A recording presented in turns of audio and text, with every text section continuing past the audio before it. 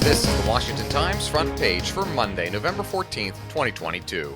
Thanks for starting your week with us. I'm George Gerbo. Republicans were supposed to be celebrating, but instead are finger-pointing at party leaders after big midterm election wins never materialized.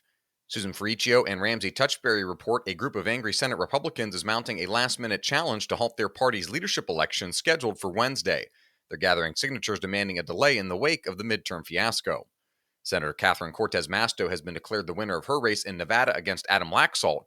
That ensures Democrats will retain control of the Senate with at least 50 seats secured, with a runoff in Georgia next month potentially adding to that total.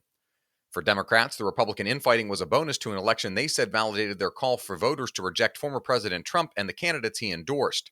Many of those candidates lost in close key races that determined the balance of power.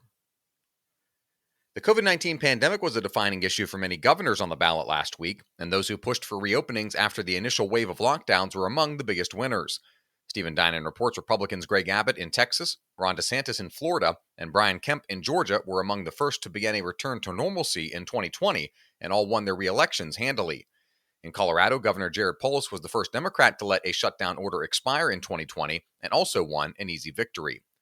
Overall, however, the pandemic barely rippled across this year's races after defining many elections over the past 2 years.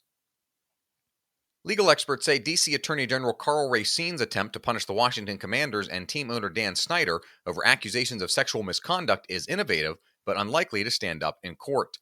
Alex Sawyer reports Racine says the team and the NFL deceived fans by hiding the Commanders' abusive treatment of female employees. His civil lawsuit calls that a deceptive business practice under the city's Consumer Protection Procedures Act.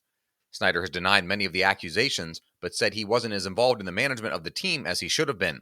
He was pressured to step away from day-to-day control of the team as the NFL investigated the club's workplace culture, and his wife took over.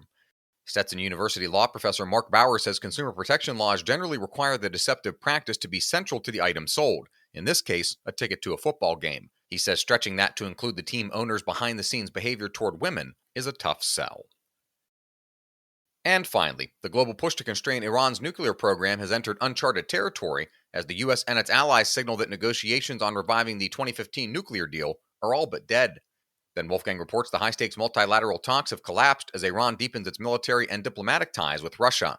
That's stoking fears that the Kremlin will offer covert help with Iran's nuclear program in exchange for more drones and missiles for Russia's war in Ukraine.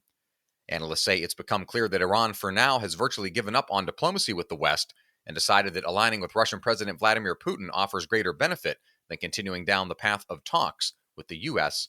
and Europe.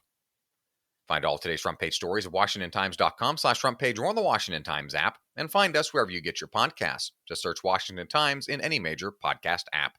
You can also find us on Twitter and Instagram at WashTimes for breaking news, sports, commentary, and more. For the Washington Times, I'm George Gerbo.